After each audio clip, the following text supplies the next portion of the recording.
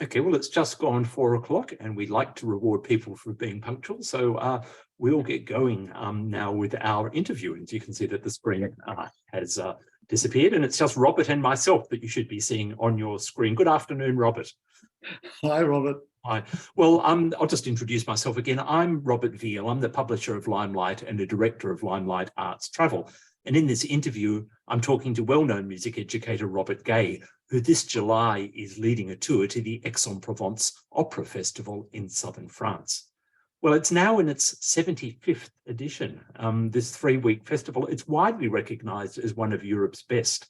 And if you're a lover of the human voice, it's possibly the best way of catching both established stars and up-and-coming talents in innovative productions of established masterpieces and a fair smattering of new, recent, and also rarely performed works. The historic city of Aix is perhaps the star attraction of the festival, which I've had the pleasure of attending over a number of years. Its gracious boulevards, fountains, and winding medieval streets are a great backdrop for performances which take place in a range of venues. These can go from the tiny 18th century Jeu de Paume theatre to the classical venue, if you like, or the classic venue for the Aix-en-Provence Festival, which is the courtyard of the Archbishop's Palace. It's an outdoor theatre. Performances start at 9:45 each year. This wonderful historic space transforms itself into a great outdoor theatre. And for those of us who like creature comforts, there's the air-conditioned splendor of the Grand Théâtre de Provence, which is actually not as grand as you might think. 1,300 seats is good for medium, but also for large scale works. Now, Robert Gay, I know, is well known to many of you who are attending today. He's one of Australia's most experienced music educators and tour leaders. And I've had the pleasure of knowing Robert professionally for more than 30 years. And it began at the University of Sydney, where the music that Robert was playing would flow sweetly down the corridors of the Centre for Continuing Education, where he was teaching courses about periods in Western music, about composers and about performers. I also worked with him for many decades in developing musical themed tours around the world. And I'm sure you'll agree with me if you know Robert. He's got a discerning ear, an open mind, and best of all, an infectious enthusiasm, which can really transform your experience and make accessible even the most daunting of works in the repertoire, dare I say, Wagner's Ring Cycle. Now, for the festival in 2023, Robert's used all of those curatorial skills to select 7 performances that are included in the tour. And I'm delighted to be talking to him about the festival in general, but about some of these performances this afternoon. So, Robert, my first question to you, what's so special about attending, I guess, a festival in general versus a run-of-the-mill performance, and specifically what's so special about attending the Aix-en-Provence Festival? Hi, Robert. Hi, everybody. I think that attending a festival is a kind of an act of faith. There are many great festivals in the world. Aix-en-Provence is certainly the greatest, I think, of the opera festivals in the world. We'll be attending, as you know, 5 opera performances. That's unusual to have that in a festival. You might have 2 or 3 performances of opera, but this is really focused on opera. It's actually called the Aix Lyric Festival, lyric in the European sense of being operatic festival.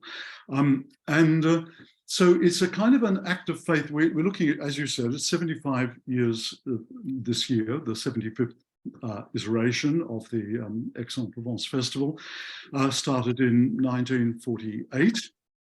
And so it's a kind of act of faith. You say the Aix-en-Provence Festival is a great festival, considered by everybody in the world as a great festival. So one goes to the festival, you actually book the hotel way ahead of knowing anything that's going to be performed. You don't have a sort of a, even a sort of a leading work like with Adelaide Festival. You know, they released the information about the Verdi Requiem ballet because you need something to get people to say, I'll go to this. You don't need that with Aix. Aix Festival it's just the world wants to go to Aix to see the festival. I went once 20 years ago. I was in 2002, and the thing that it was a wonderful experience. Aix was not perhaps quite the city that you know, Robert, because it lacked a really good modern hotel that was properly air conditioned. So we stayed out in the country, in a villa in the country, which was wonderful, but it kind of involved coming and going all the time into the city. And I saw that performance in that open air theatre that you're talking about. I saw Peter Brook's famous production of Don Giovanni with no set. Just, it was one of these early radical productions where there was literally no set. Everybody on stage just was extraordinary. And it was directed by Peter Brook, and you came out and I thought that's the greatest performance of Don Giovanni I've ever seen, you know. And you were in the open air in that wonderful, the courtyard of the Archbishop's Palace, which is, they turn it, as you say, each year. It's a courtyard. They turn it into an opera theatre with all the seating and the big wide open stage. And it's a wonderful experience. And we will see one of our performances there towards the end of the tour. We will see the Così fan tutte, it's called Théâtre de l'Archevêché. And that's, you know, so that was my experience from 20 years ago. We never had an occasion to go again. And it's always been in the back of my mind that it would be lovely to do it. And then I knew that you had been 3 years running, I think, or was That's correct, yeah. 3 years running to the Aix-en-Provence Festival. And each time you came back sort of raving about it. And so when we've all together, you know, set up this new travel agency, it just seemed to me that, you know, it would be wonderful to do Aix-en-Provence again, because I think, you know, it's something different. Not everybody offers this, you know, it's very, you know, it's full on high powered sort of experience. And then of course you wait to see what they're going to show us, right? And we have an amazing program lined up for us with the 7 performances. Yes, absolutely. Look, I am pleased to report back to you that the hotel situation has improved. Not radically. It's still a provincial city. There are 2 what you would call decent 4-star hotels. We were undecided between the 2, but in the end we've gone for the Aquabella, which has got a lovely resort feel to it. It's got a lovely swimming pool outside. That's important because it does get pretty warm, you know, in southern France in the summertime, and it's a great thing to do before a performance. You know, spend a few hours poolside or just cooling. So it's got a lovely relaxed feel. More importantly, it's just a few minutes walk really to the Archbishop's Theatre and also the Jeu de Paume, which is quite closer, and about 10 minutes by foot downhill to the Grand Theatre. So it's really well situated, just at sort of the edge. It's called the Aquabella because it's located right next to where the ancient Roman baths were. Of course, this was a Roman castrum beforehand, and they looked after their soldiers with baths. So it's still got, and indeed, it's actually still got thermal baths. So one could take the waters as well in there. But yeah, no, the situation has improved, though it is still a provincial city with all of that lovely charm that it implies. But yes, over 3 years, I've certainly had the chance to do plenty of research leading up to the tour. Now, look, we've mentioned 2 Mozart operas so far, and that's what the festival, of course, rather like Glyndebourne, was initially known for. But now the repertoire is a lot broader. And I noticed that you've included in the program a concert performance of Meyerbeer's Le Prophète. Now, that's a rather unusual choice. Yeah, it's an unusual choice by the festival itself, which is quite exciting because the French have been very good at ignoring their famous historical works. When I say that, I go back I go back sort of 20 years, 30 years, to where John Eliot Gardner started to do French works that had been just ignored.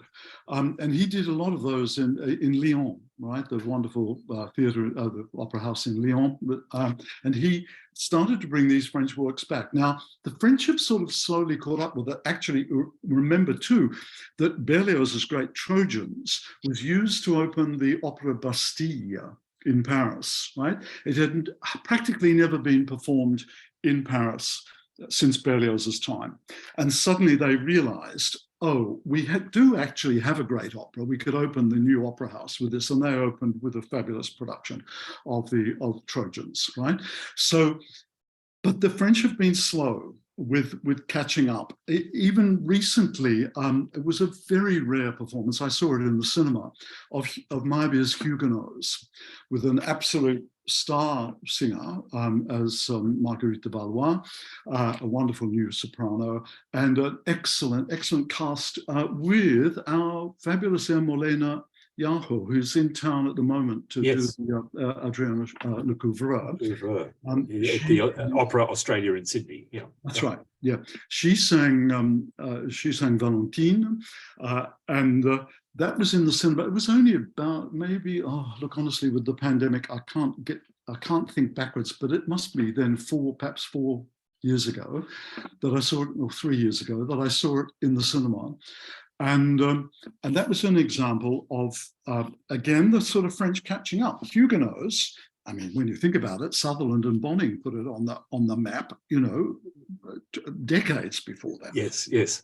I think of Sutherland coming on the white horse at La Scala. I mean, it was like, we knew about it, we'd seen it, but the French had not seen it, they'd not done it.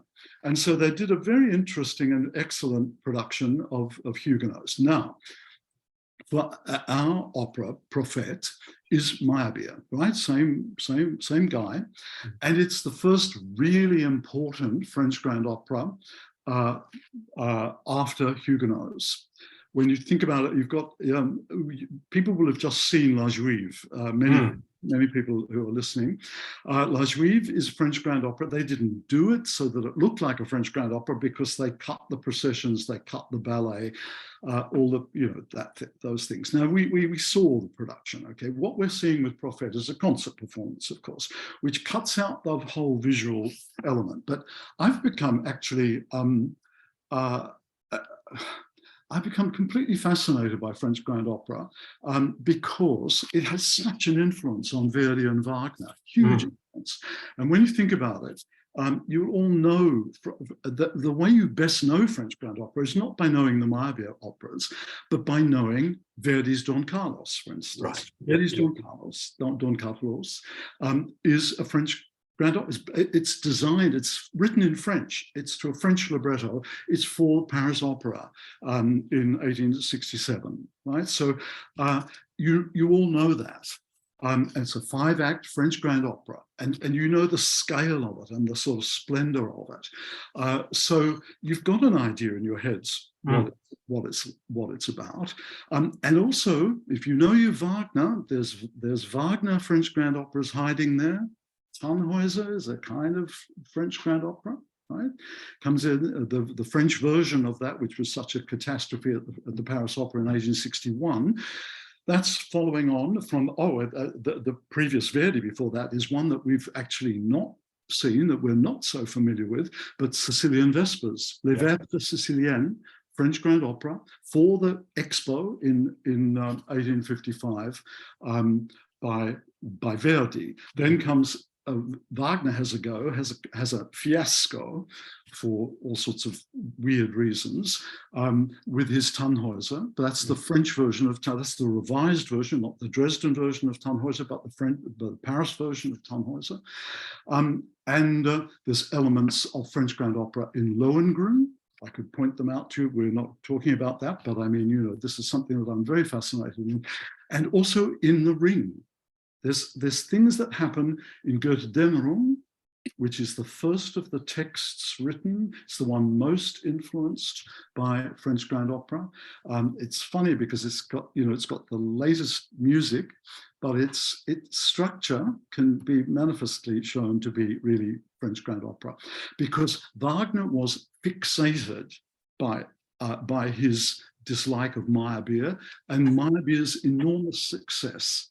And Meyerbeer, when Wagner was kicked out of Germany in 1849, having got involved in the revolution in Dresden, in the Dresden Revolt, he left Germany, he went to Zurich, but the very first thing he did once he'd got himself set up in Zurich, he went to Paris, because in 1849, Meyerbeer's Le Prophète was having its premiere, and he had to see it. He had to know what it was like. He had to know whether Meyerbeer was about overtake him yet again. Of course, Right. Meyerbeer was having a sensational success with Le Prophète, but typically Wagner was disappointed with it. Right? Wagner was never going to like anything that. So that's fine. But it's a very, very fascinating work. It's a big, sprawling 5-act French grand opera, but the real draw card. There's a couple of draw cards, actually. The draw card for me was Anita Rachvelishvili. Now, this is a big note. This is a Georgian mezzo-soprano, Anita Rachvelishvili. She is sensational. She is the big new mezzo. I saw her at the Met sing Carmen. It was a very big performance of Carmen. I have to say it was not ideal for her. And I thought to myself when I was watching her at the Met, I thought I would love to hear this woman sing Amnerit, sing Aida. And then I did see at Covent Garden, I saw Anita Rachvelishvili singing Amnerit at Covent Garden.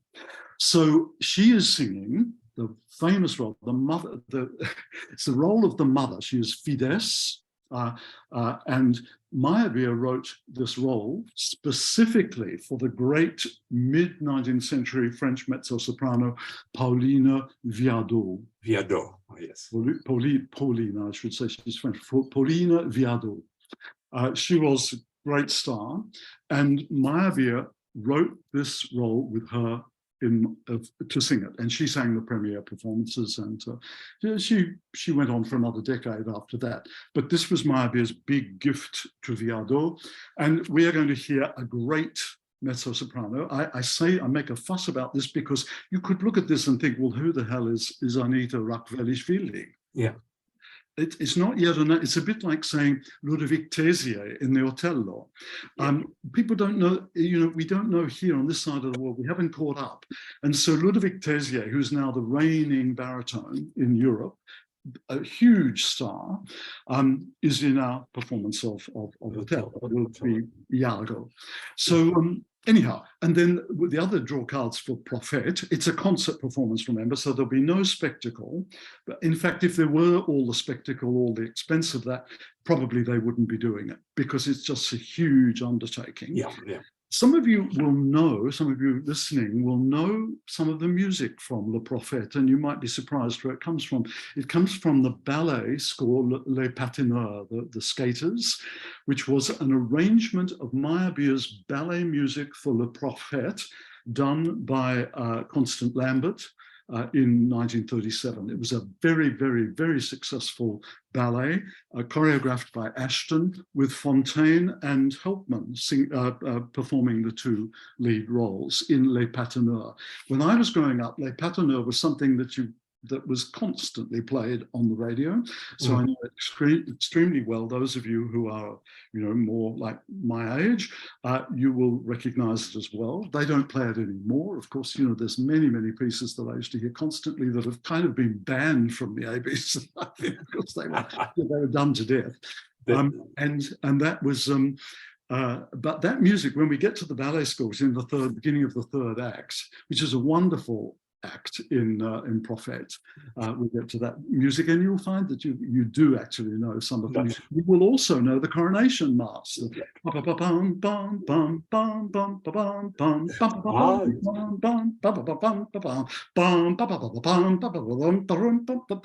the coronation march from Le Prophète. Now, Robert, I imagine in the talks that you give, and you give wonderful pre-performance talks, I imagine you'll be illustrating some of the similarities in Meyerbeer's style with Wagner and Verdi and all these other sort of better-known writers of grand opera that you've mentioned. Absolutely. We may have to have a especially long talk before Le Prophète, because I will have so much to tell you about the. Well, we can organise the whole day if if it's a warm afternoon. Yes, no swimming that day. Just well, I was going to say perhaps poolside. Oh, poolside. Yes, with pina coladas, that could work. Absolutely. Now, look, we've mentioned stars and star power, certainly, and we really had to fight hard to get tickets for this, but there is an all-star performance of Verdi's monumental Otello, one of my favourite works. And we had to wait weeks and weeks and weeks, didn't we, to find out whether we got the tickets, but we have got the tickets, and I know that will be a highlight. Yeah, you'll notice that the first program that was released, we didn't mention it because we were so frightened that we wouldn't get the tickets. Absolutely, yeah. There's one performance with Kaufmann as Otello. He's just recently, 3 years ago, made a new recording of it. He's, he's of course the big world tenor star, taking over from Domingo many years ago, so we kind of thought with a 1,300 seat, with one performance. They're not doing it twice, they're doing it once. And everybody will want to go. So we had a B version, as it were, of the program, which then, when we finally got there, in fact, the program only came out in November. That's right. We would have booked the hotel months before that. That's correct. Yeah. And then we didn't get the okay on the Otello till beginning of January, if I remember correctly. That's well, even later. I remember I was in New Zealand at the time. But the lovely Noemi, who is our contact at the festival, who looked after us so well, when we made the request, said, "Oh, now you know that everybody wants to go and see this," and we said, "Yes, we understand that." We've got in right at the beginning. I don't think there's any chance for individual applicants to get tickets for that. I think everything's been anyhow, we got the group ticket, the block in the end, which was just marvelous. And I can't help thinking that has something to do with you, Robert, with being there for 3 years. I'm sure you've made your presence. We've built up a very nice relationship. They're very nice, and they're particularly interested in Limelight being a music publisher. It's with 1 million visitors a year to our website and things like that. Of course, the festival were prepared to cut us special favors for that. Now, just when you were talking about Le Prophète, you mentioned Ludovic Tézier, who is of course singing Iago in this performance. Yes. Do you think what makes him such a singer to see? I know you've spoken very highly of him. Look, yes, Tézier, he's just taken it slowly. That's the trick. It's such a joy as a singer myself way back. One sees so many young singers. As soon as they get to that glorious point where they're absolute show-stopping stars, they just are worked to death because they are worth a fortune to the agents and to the opera houses, and they are offered massive fees, and they're tempted, literally tempted, to risk their voices, and they don't all make it through.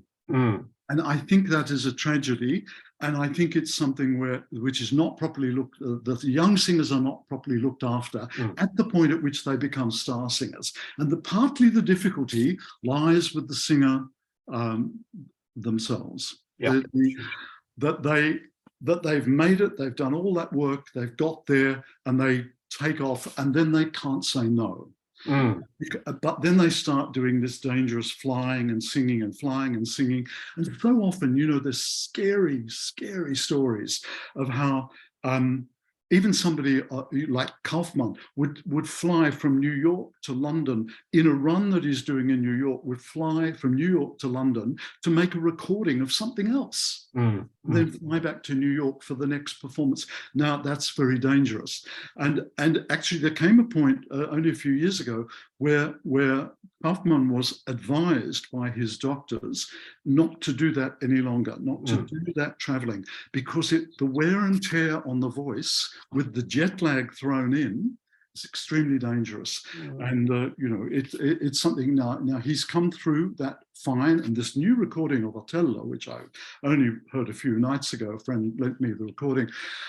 Wow, he sounds great, and that's excellent. And he's not singing on that recording with Tézier, but he has made recently a new CD, a duet CD with Tézier. And what I was saying about Tézier is he's come slow. Yeah. He's come from singing roles like Leporello and things like that way back. And through building. I saw him on YouTube. I looked up, in fact, I saw a bit of this just preparing for this talk, really. And there he was with Kaufmann, and he's a big man. That's always good.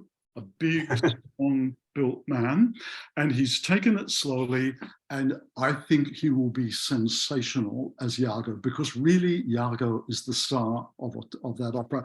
Verdi was tempted because of the Rossini Otello, the famous Rossini Otello, which had survived because of the Rossini role of Desdemona, as it is in Italian, was so famous that people in the it was written in 1816, and in the 1870s, it was still in the repertoire, and Verdi was really worried about that. And he actually thought he might call the opera Iago. That's interesting. And I would imagine to make Iago more than just a cardboard cutout villain, it requires tremendous vocal subtlety, the shading of phrases and, using that wonderful text. And also, of course, on stage acting subtlety, but we see it in a concert performance. So there's that element. It's like the prophet, there's an element that's missing, but we know, and I will be reminding you in X, that those of you who are listening, I can't see you, of course, but I know you're there. I'll be reminding you that they're mates, right? That Tessier and Kaufmann have just released this disc together. Kaufmann said in an interview to do with the disc, he said, with this guy, he points to the baritone, and he says, with this guy, you don't let your guard down because he will just go straight over you. Right, so he's saying you've got to be singing at your best. They will bring the best out in each other, which will be incredibly exciting. I cannot tell you how excited I am that we're going to hear them. I have that wonderful Act 2 duet ringing in my ears as you speak, Robert. Yeah. We won't do it though for the. No, we won't do it. But no, we could. If you can do We're trying to encourage people to love music. No.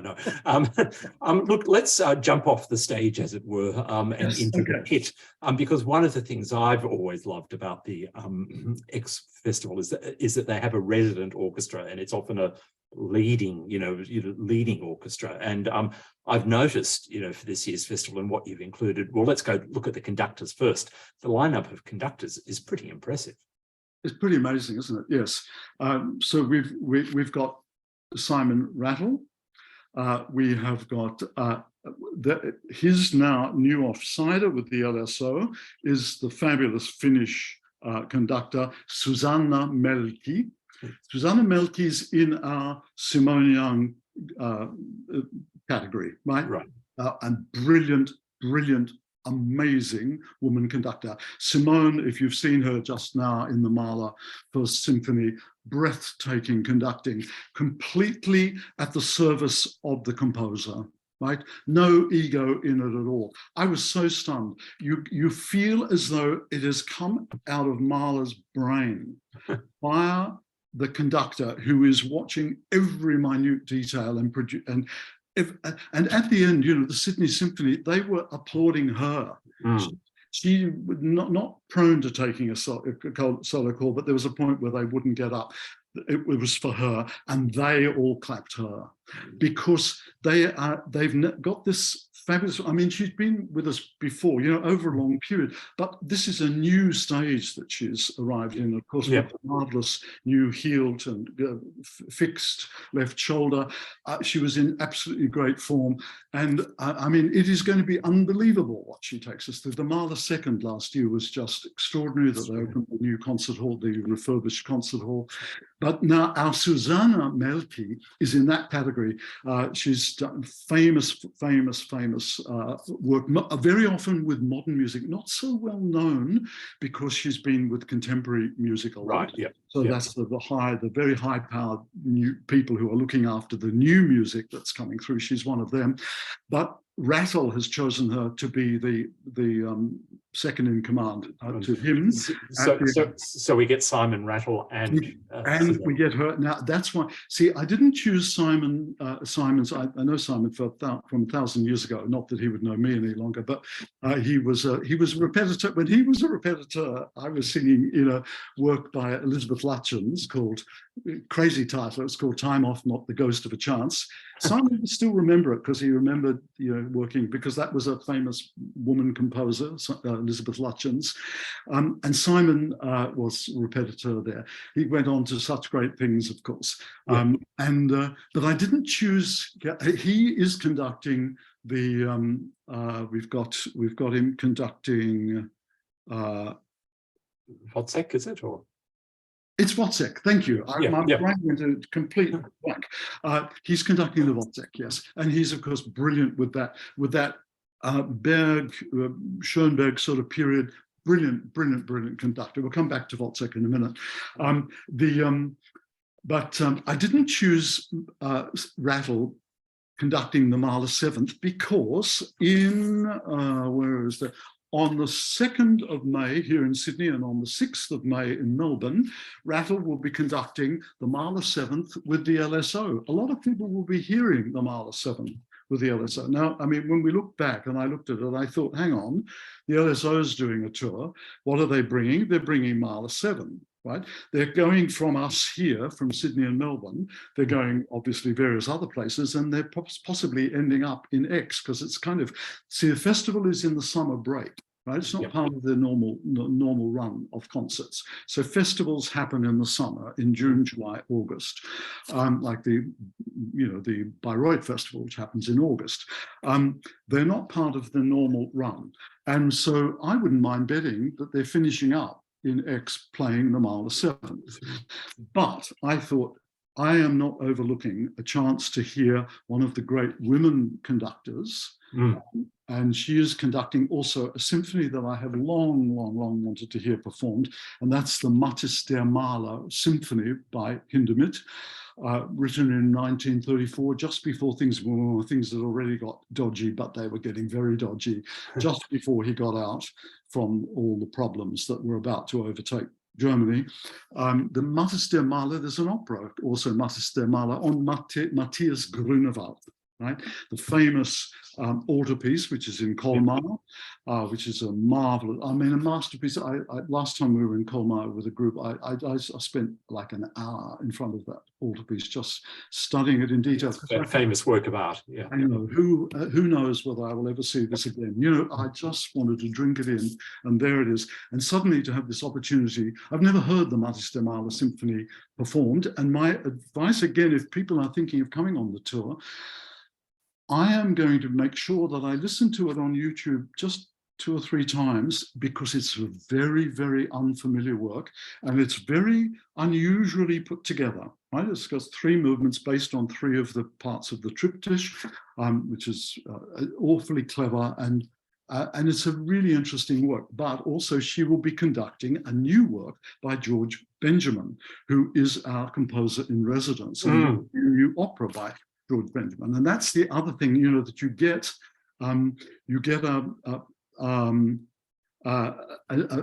opera, a composer in residence, as you would have seen, Kari Saariaho, yes. The Finnish composer, woman Finnish composer, and her new opera, which is called Innocence. That was done, is it 2 years ago, maybe? 2 years, that's 2019 or 20?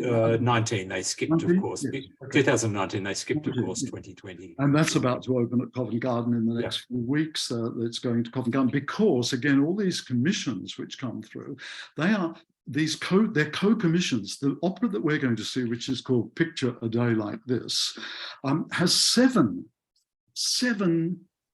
co-commissioners and co-producers, right, of opera companies. So Covent Garden is in there, the San Carlo Naples is in there, there's Aix-en-Provence Festival, there's 7. You can imagine how much money is required now to get an opera from George Benjamin, because he's had 2 enormous successes with the work called Written on Skin. Yes. Written on Skin premiered at the Aix-en-Provence Festival in 2012. And so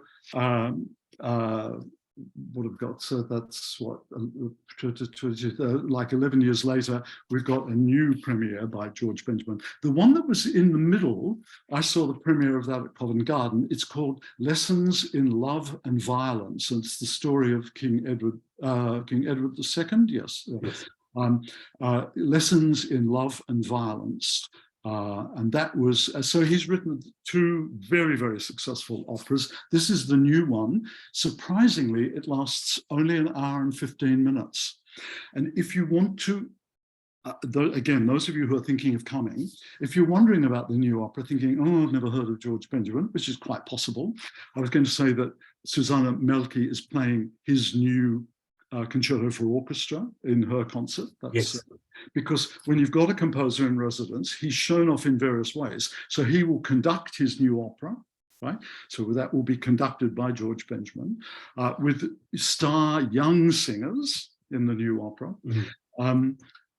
But an opera that's an hour and 15 minutes, you think, oh, goodness me, you know, and that's going to be in the Jeu de Paume, which we already described, which is an old royal tennis court that's converted into a theatre. You'll know there's a famous Jeu de Paume in Paris in the Tuileries Gardens. That's where one of the famous art collections used to be, in the Jeu de Paume. And anyhow, so we've got George Benjamin's new work, and it's an hour and a quarter long. It's got the Mahler Chamber Orchestra playing, right, in the little theatre with a whole lot of young singers we'll talk about in a minute, and with George Benjamin conducting. And what I was going to say was, if you are interested in coming, do not fail to listen to, on YouTube again, Martin Krimp. Martin Krimp is the librettist, and all 3 operas, Written on Skin, Lessons in Love and Violence, and Picture a Day Like This, have librettos by Martin Krimp. And Martin Krimp talks about that opera, that new opera, so excitingly that I just was leaping out of my chair thinking, I want to see it now. Well, we'll be able to send people a link to that YouTube when we send out the recording. So thank you for that tip. We'll add it, if you're listening, we'll add it to the recording. It's a modern fairy tale, and it's just wonderful. And there's 2 important women's roles in it. One sung by Marianne Crabassa. This is also possibly for many of you a new name. Marianne Crabassa is a big, new, exciting, like 34-year-old mezzo. The real deal, absolutely wonderful in Rossini and things like that. But she is singing, and she's in the new recording of Trojan. She doesn't sing the Dido, but I was talking to a friend who's in classes at Sydney University with continuing education with me, and he said to me the other day, he said, I think Crabassa should have, he's hoping to come on the tour, and he said, I think Crabassa should have sung the Dido, and I said, I agree, absolutely. I mean, that is one of the great things I always enjoy about the festival. You know, like, as you say, singers, some of them, of course, like Kaufman and Tessier, are famous, and you know what you're going to get. But one of the great pleasures, and I mean, it's such a prestigious festival, that you get singers who are absolutely on the cusp of greatness. You just don't know about it, and then you think, my goodness me, that was fantastic. And then 10 minutes later, they're everywhere. Their names everywhere. So there's Crabassa, and again, she's taking it slowly, so I'm all in full favor of that. There's another singer, Anna Prohaska. She's singing the person with the magic garden at the end. I won't say anything more than that, but there's a magic garden. The woman who's had a traumatic experience travels through the opera. The way that Krimp describes Benjamin's music is so amazing, and he says he wrote the libretto exactly as George wanted it, so it's full of changes and shifts and things. So it sounds like an hour and a quarter of absolute marvelous modern music. It will almost certainly it's going immediately on its travels. It will go to all those 7, of course, those 7 co-producers, companies. But Anna Prohaska is singing the role of the woman. She's called Zubel, I think, Zubel, who's in charge of the magic, whose magic garden it is, a bit like Klingsor's magic garden. She is a protege of Daniel Barenboim. I've seen her many times with Barenboim singing smaller roles, coming up. And then, very excitingly, I had to look him up because I'd not heard of him, but Cameron Shahbazi, Shah as in Persian Shah, and he is indeed half Persian. So half his surname, Shahbazi, B-A-Z-I. Cameron is because he's Canadian. He's Persian Canadian. And he is the new star upcoming countertenor. He is apparently knockout. Again, look him up on YouTube. I heard him sing an aria where I thought, this man is amazing, just wonderful. Yeah, like you said before, like in your introductory comments, so one has to come to these things with an open mind and open ears. So we're getting everything from Mozart's Così and Otello and that to something that's been written specifically for the festival. Exactly. We've got 5 operas. Now, Marion has asked a really good question, yes. it's a one, that all of the productions that are mounted for X, they're all new productions. Yes, well, we've got a very exciting thing with the new production of Wozzeck. So we don't have it. We don't have a production of we don't the 2 concert performances. We don't have a director for, of course, because they're concert performances. But with the Wozzeck, where we again have a wonderful cast, a great Wozzeck, famous now, great Wozzeck is Christian Gerhaher, who's a leader singer. And a leader singer is exactly what you want for Wozzeck because of all the Sprechstimme, you know, the sort of sung-spoken element of Berg's music. And a wonderful Marie, who I saw a few years ago as an upcoming Salome in Munich. She was absolutely wonderful, a marvelous voice, a beautiful voice for Marie, his common law wife, so that will be produced by a person I didn't know, Simon McBurney. I said to my wife, who's a big theatre buff, you know, a big, you know, specialist in theatre history. I said, Simon McBurney, and she said, oh my God, is Simon McBurney doing it? And I said, yes, Simon McBurney is staging the Wozzeck. She said, oh, brilliant, brilliant. He's absolutely marvelous. And I looked on the Aix-en-Provence website, and again there was like a 5-minute talk by Simon McBurney about Wozzeck, which was like blew your mind, because Wozzeck in 2 years' time, Wozzeck will be 100 years old. It was no longer a cutting-edge new work at all. Isn't that extraordinary? It still sounds like one, which is amazing. It's so far ahead of its time. 1925 Berlin premiere. Extraordinary that it will be 100 years old in 2025, but X has got in early because in 2025 everybody will be doing a new Wozzeck, right? Right. Yep. So McBurney has said, let's be ahead of the game. The way he talks about it, I won't spoil what he says because he talks for 5-6 minutes, and you just think, oh my God, and he makes it so relevant. He says it's about now. Well, we'll be sure to send on that link. Can I just get you off the stage one more time and down into the orchestra bit? Yes, again, so we've mentioned the London Symphony. We've got one of Italy's famous opera houses, the Teatro San Carlo in Naples, sending up their orchestra. Yes, and they will be they're on for the Otello. Right. It's the Naples, the San Carlo Orchestra. I was doing a talk for Limelight just recently on Rossini's serious operas and talking a lot about Naples and the San Carlo. Now, the San Carlo was, of course, in Rossini's time at the peak condition. You go to Naples a fair bit, Robert. I was there in January. Yes, it's I've only actually, truthfully, I've only been once to Naples. And I saw the orchestra. I think it was Norma. But look, they will be fine with Otello. I'm glad they're not playing the Missa Solemnis, put it that way, because they will be fine with Italian repertoire. They'll be great.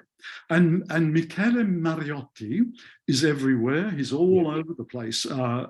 He's an important traveling Italian maestro. And with the orchestra, it will be excellent. And I find myself wondering whether they're perhaps going to do a staged version of it in Naples, but I don't know. But the San Carlo Theatre, it's an important ingredient. Absolutely, and look, with Verdi, they'll certainly know what they're doing. Absolutely, they know exactly. And look, one orchestra whose name may not be familiar, certainly wasn't to me, but many others will also have the same reaction. The Balthasar Neumann Orchestra. Now, I know that Balthasar Neumann was a famous Rococo architect. He was an orchestra leader as well. Tell us about this orchestra. He was an architect, yeah. Look, this is Mr. Hengelbrock, who's the conductor. He's Thomas Hengelbrock. He formed a new choir in 1991, a new Baroque choir, and he decided to give it this famous Baroque architect's name, the Balthasar Neumann Choir, right? Kind of surprising, but because it does do that slight plays with your brain, because I kept thinking, I can't think of a composer called Balthasar Neumann. And then I thought, but there's an architect called Balthasar. Anyhow, but I think that gives you an idea of the broad range of Mr. Hengelbrock's approach to things. 5 years later, 1996, he created a new Baroque orchestra, and that's the cutting edge orchestra. We will hear the orchestra as the orchestra for the Così fan tutte. And we will hear the orchestra and the choir for the Missa Solemnis, which ends our program on our final night. And of course, to end with the Missa Solemnis, heaven, absolute heaven, because it's one of the great masterpieces. It's very, very rarely done. To hear a crack choir and orchestra that is absolutely, totally, authentically on cue for that masterpiece, the Beethoven. Honestly, again, I can't wait for that. I can't wait for the opening. I thought that was a very judicious selection on your part to end with the Missa Solemnis. I thought that was, yes, and one of those, where you have the creator of the orchestra and the choir leading. It's another experience. It's, I guess, a bit like John Eliot Gardner or somebody like that. And it will be in that beautiful new modern. See, the modern theatre wasn't there when I was there in 2002. There was no modern theatre. 2007 that was opened, and I'm looking forward to being. It's a very comfortable theatre, and most importantly, it's got very good air conditioning, as well as wonderful sight lines and wonderful acoustics and those other things that are. And so, look, we've woven, as you know, around the program. It's interesting. You've got Mathis de Mahler, something about art, and we've talked about Balthasar Neumann. And I was thinking of that quote that architecture is frozen music. But of course, there are lots of wonderful art experiences to go around. So we're going to a private estate called Chateau Lacoste, which has got created by actually a very wealthy gentleman who not only owns the winery but has the place embellished with a catalogue of modern sculptors and architects designing pavilions and things like that. Aix itself, of course, is a famous art city associated with Cézanne, who painted so many views, not just around the town, but the famous red hills around Aix-en-Provence. So, we're spending a bit of time there. So there's a real sort of attempt to weave around, as well as a few sort of, I guess you call them classic Provençal experiences, like the wonderful abbey that's surrounded by a field of lavender. And we're also going down to the coast to Cassis, which is an old port town, and having a look at some of the Les Calanques, as they call them, the beautiful sort of limestone scenery there. So there's a few little sort of, we're not going too far. We're not going up to Avignon or anything like that. We are going to Arles for a day, but there's a range. Robert, I can see time is getting away from us, and I can see that there's a few questions. Okay. So I might, if that's all right with you, I might just hand over to Nick now. Nick, do you want to, if you've been through those questions, just ask them for Robert, I guess, mainly, or? Yes, so there are some, I think, for Robert, but I think there are also some for you, Robert Veel, as well as a regular attendee. So we have a question firstly from Elizabeth. I think this is mostly about what the town of Aix is like during the festival. Is it mostly an international audience there? And does that make it cosmopolitan? Can I answer that, Robert? Because I've been quite recently. It's a real mix. I think the festival, interestingly enough, still hasn't been discovered. Like they haven't done the marketing in the way that they would, say, with the Salzburg Festival, which is very international. There are a good number. Yes, you'll hear American accents, you'll hear English people who've come in, Germans, of course, because they're such music lovers, hardly any Italians in my experience, and just the odd Australian. But it still gets, I would say the audience is still at least 50% French. at least 50 or if not 60%. So if you look at the courtyard, I mean, one of my favorite places for people watching is outside of the Archbishop's Palace. There's another courtyard there, and everyone goes out there for interval and just to listen to the languages there. And it's largely French. I love the fact that they're genuine music lovers. You know, other festivals to an extent have been taken over by the corporate set, you know, who are sponsoring, and it's fine, but sometimes you get the sense that these people don't really love the music that much, whereas I think that's not the case with Aix.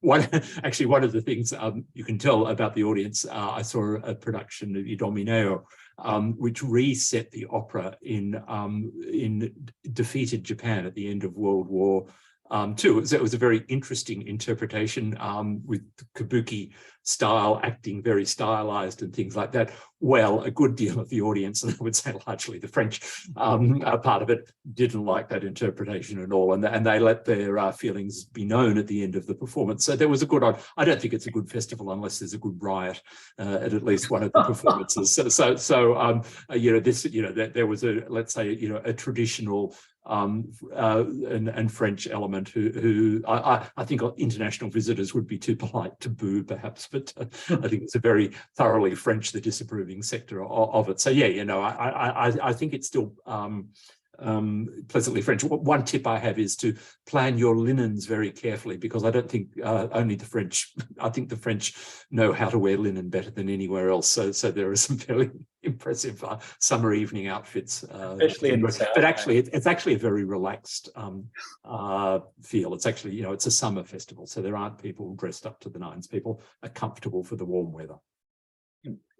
That sounds very enjoyable. And that just there's a couple of questions, I think, for Robert Gay as well, perhaps. So there's one from Susan, who's asking about, given the expense of putting together new productions that might only be performed a couple of times at Aix, do those productions go off to other cities afterwards, or are they just kind of, we do this for Aix and that's it? No, I'm sure they. As I said, the picture a day like this will go to at least 7 opera houses, right? So that they're the co-commissioners from Covent Garden, etc. As I said, San Carlo is in on this commission, but there are 7 opera houses. I mean, you can. I didn't write all the names down, but so that will have 7. It will travel 7 times as part of this co-commission, co-production. Okay, with the that's the new work. So with the Wozzeck is a very it's a very transportable work. It's, as you see, it's got a big anniversary coming up. So a lot of opera houses that might have said no to Wozzeck, because, you know, it very typically doesn't have the biggest audience draw. We had a fabulous one here. I hope that some of you will have seen the one with George Baselit's designs that we saw at Sydney Opera House, at least, anyhow. Excellent. Just recent, again, 4 years ago, maybe, before the pandemic. And Rattle is very, very conscious of being able to take his LSO. You know, he doesn't have the LSO for much longer, of course. Because he's decided to give up on the UK and he's leaving.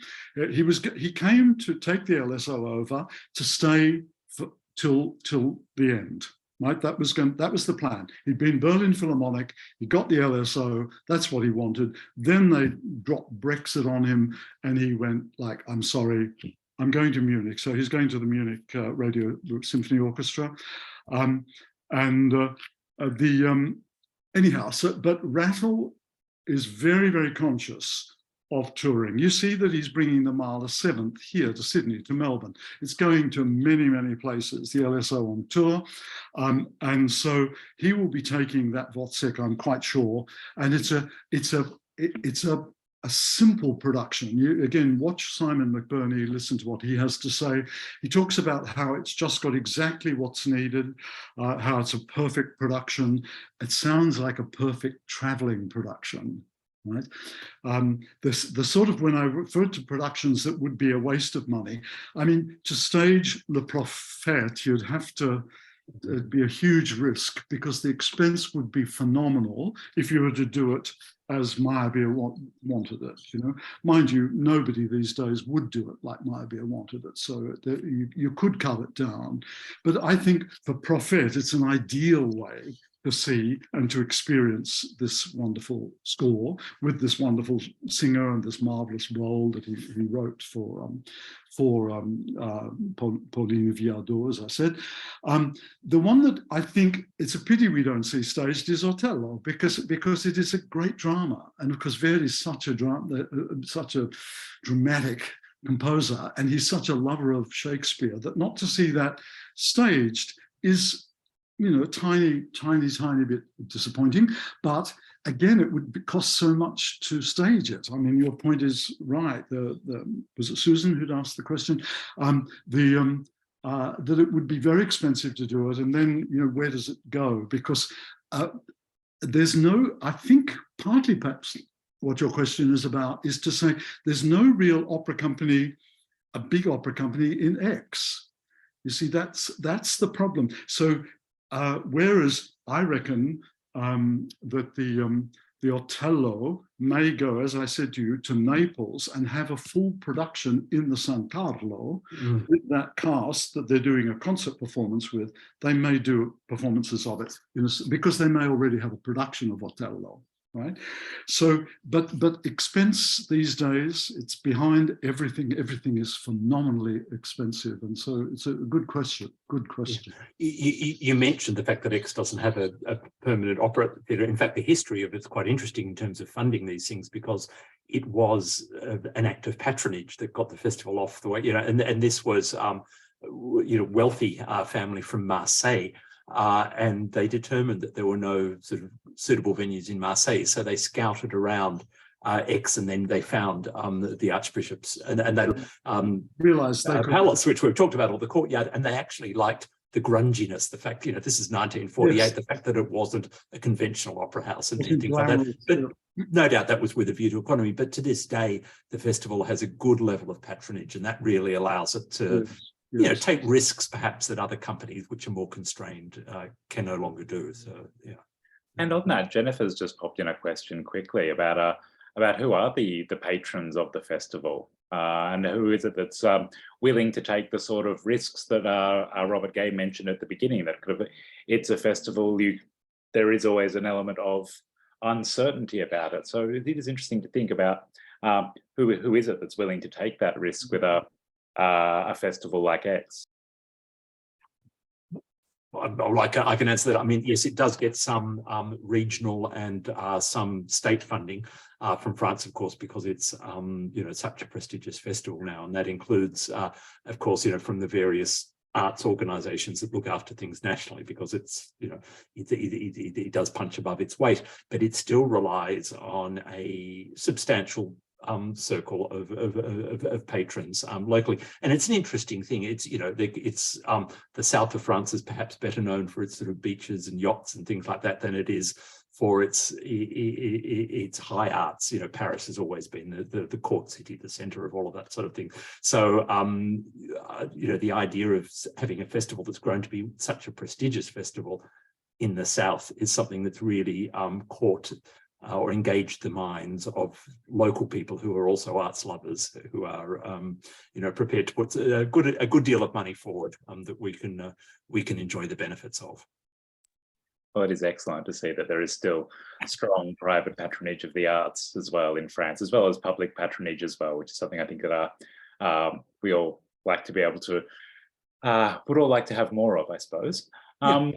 And there's a question as well, and there is a few minutes for those who want to put any more questions in, but in case there aren't any more, there is a question from Paula for you, Robert Gay, about which performance are you most anticipating? I'm glad I'm not answering the question. Robert, over to you.